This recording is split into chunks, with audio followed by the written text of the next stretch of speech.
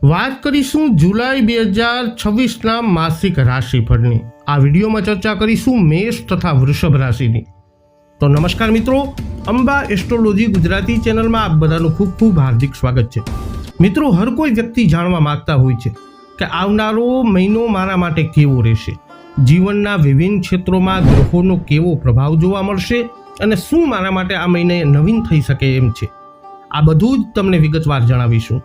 તો હજુ સુધી આપે અમારી ચેનલને સબસ્ક્રાઇબ ન કરી હોય તો સબસ્ક્રાઇબ કરો, આ વિડીયોને લાઇક અને શેર કરવાનું ભૂલશો નહીં। જ્યોતિષને લગતા મૂંઝવતા પ્રશ્નોના સમાધાન માટે આપ અમારો સંપર્ક અવશ્યથી કરી શકો છો। મિત્રો, સર્વપ્રથમ જોઈ લઈએ આ મહિનાનું ગ્રહ ગોચર।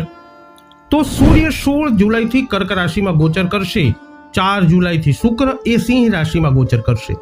આ મહિને બુધ 7 જુલાઈથી વક્રી અવસ્થામાં મિથુન રાશિમાં ગોચર કરવાના છે, તો મંગળ 21 જૂનથી વૃષભ રાશિમાં ગોચર કરી રહ્યા છે। તો આ પ્રમાણેનું ગ્રહ ગોચર તમારા માટે કેવું રહેશે, આવો જાણીએ। સર્વપ્રથમ ચર્ચા કરીએ જેમના નામના અક્ષરો હોય છે અ, લ, ઈ એટલે કે મેષ રાશિની।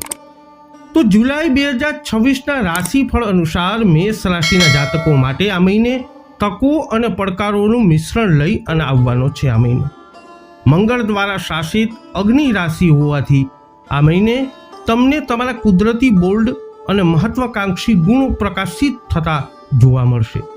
ગ્રહોની ગોઠવણી એવા લોકોની તરફેણ કરવાની છે જેઓ પહેલ કરે છે અને વ્યવહારિક બાબતોમાં સ્થિર રહે છે। ધ્યાન કેન્દ્રિત કરવાના મુખ્ય ક્ષેત્રોમાં કારકિર્દીમાં પ્રગતિ, સંબંધોમાં સુમેળ અને નાણાકીય આયોજનનો સમાવેશ આ મહિને થાય છે। મહત્વપૂર્ણ નિર્ણયો લેવા માટે આ મહિનામાં વાત કરીએ તો 1 અને 22મી તારીખની આસપાસની તારીખોમાં ખાસ ધ્યાન આપવું જરૂરી છે। વાત કરીએ મેષ રાશિના જાતકો કારકિર્દી અને વ્યવસાયની, તો આ મહિને વ્યવસાયિક વૃદ્ધિ પ્રકાશિત થશે। નવા પ્રોજેક્ટ અને જવાબદારીઓ તમારા માર્ગે આવી શકે છે। કારકિર્દીની બાબતો માટે સ્થિર મહિનો છે। તમારી વર્તમાન સ્થિતિને મજબૂત બનાવવા ઉપર ધ્યાન કેન્દ્રિત આ મહિને કરજો। વાત કરીએ પ્રેમ અને સંબંધોની, તો મેષ રાશિના જાતકો અર્થપૂર્ણ વાતચીત અને શેર કરેલા અનુભવો સાથે પ્રતિબદ્ધ સંબંધો ગાઢ બને છે। આ મહિનો સંબંધોમાં સ્વપ્રેમ અને વ્યક્તિગત વિકાસ પર ધ્યાન કેન્દ્રિત કરવું જરૂરી છે।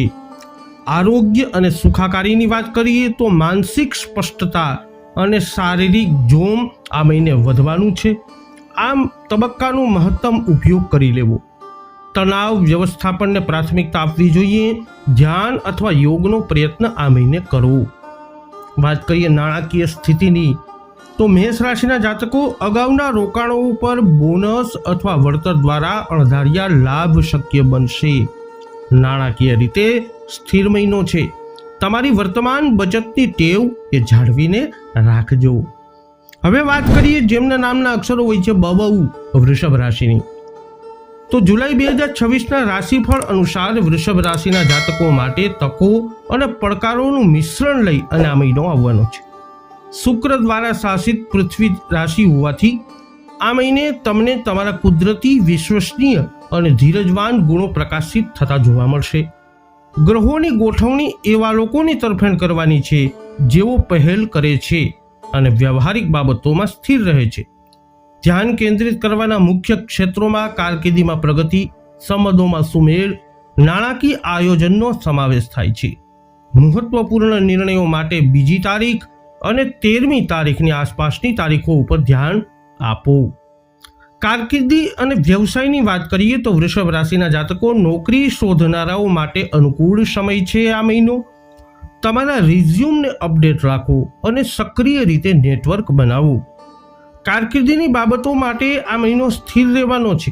તમારી વર્તમાન સ્થિતિને મજબૂત બનાવવા ઉપર ધ્યાન કેન્દ્રિત કરો। પ્રેમ અને સંબંધોની વાત કરીએ તો તમારું આકર્ષણ ચરમસીમાએ રહેશે। સામાજિક કાર્યક્રમો રોમેન્ટિક સંબંધોને પ્રોત્સાહન આપે છે। તમારા જીવનસાથી સાથે ગુણવત્તાયુક્ત સમય તમારા બંધનને મજબૂત બનાવે છે। આરોગ્ય અને સુખાકારીની વાત કરીએ તો આ મહિને તમારા ઉર્જા સ્તર ઊંચા રહેવાના છે। તેને નિયમિત કસરતમાં વાપરો। તણાવ વ્યવસ્થાપનને પ્રાથમિકતા આપવી જોઈએ। ધ્યાન અથવા યોગનો પ્રયત્ન કરો। નાણાકીય સ્થિતિની વાત કરીએ તો રોકાણ અને નાણાકીય આયોજન માટે આ મહિનો સારો રહેવાનો છે। નિષ્ણાતોની સલાહ લેવી જરૂરી છે. આ મહિને બજેટ અને બચત પર ધ્યાન કેન્દ્રિત કરો. ઉતાવળમાં ખરીદી કરવાનું ટાળજો. તો મેષ તથા વૃષભ રાશિના જાતકો, વૈદિક જ્યોતિષ શાસ્ત્ર અનુસાર જુલાઈ મહિનાનું ગ્રહ ગોચર તમારા માટે આવી પરિસ્થિતિઓનું કરી શકે છે નિર્માણ. આ વિડીયો અંગેના તમારા અભિપ્રાય, તમારા મંતવ્ય કોમેન્ટમાં જણાવજો. વિડીયોને લાઇક કરજો, શેર કરજો. હજુ સુધી આપે અમારી ચેનલને સબસ્ક્રાઇબ ન કરી હોય તો અવશ્ય કરી લેજો. ફરી મળીશું નવા વિડીયોમાં. જય અંબે.